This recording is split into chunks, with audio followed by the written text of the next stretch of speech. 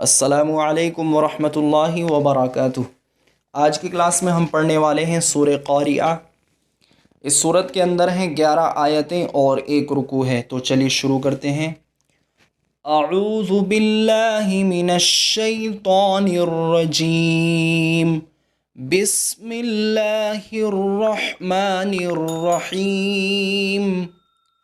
القارعۃ ما القارعۃ، اس طریقے سے اس پہ یہاں پہ وقف کرنا ہے۔ آپ دیکھ سکتے ہیں گولتا ہے اور وقف کی حالت میں گولتا کو ہا سے بدل دیتے ہیں، تو مل قارعہ پڑھیں گے اسے، مل قارعۃ نہیں پڑھیں گے، مل قارعہ۔ وما ادراک مل قارعہ، یہاں بھی گولتا ہے تو ہا سے بدل دیں گے، عین ہا زبر آہ پڑھیں گے، مل قارعہ۔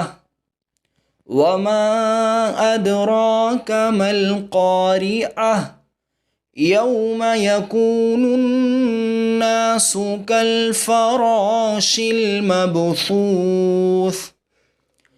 وتكون الجبال كالعهن المنفوش، فأما من ثقلت موازینہ۔ اب آپ دیکھ سکتے ہیں یہاں پہ ہا ہے اور ہا کے اوپر الٹا پیش ہے۔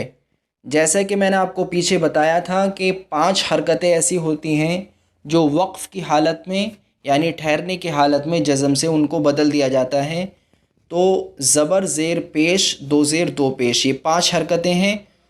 تو الٹا پیش بھی جو ہوتا ہے اسے بھی جزم سے بدلا جاتا ہے، جیسے پیش کو بدلا جاتا ہے ایسے ہی الٹا پیش کو بھی جزم سے بدلا جاتا ہے۔ تو موازینہ، فہو فی عیشۃ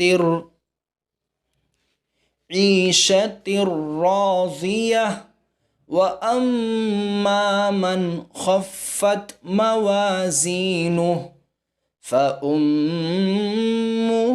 ہاویہ، یہاں گولتا ہے تو ہا سے بدلیں گے، ہاویہ۔ وَمَا أَدْرَاكَ مَا هِيَهْ نَارٌ حَامِيَةٌ۔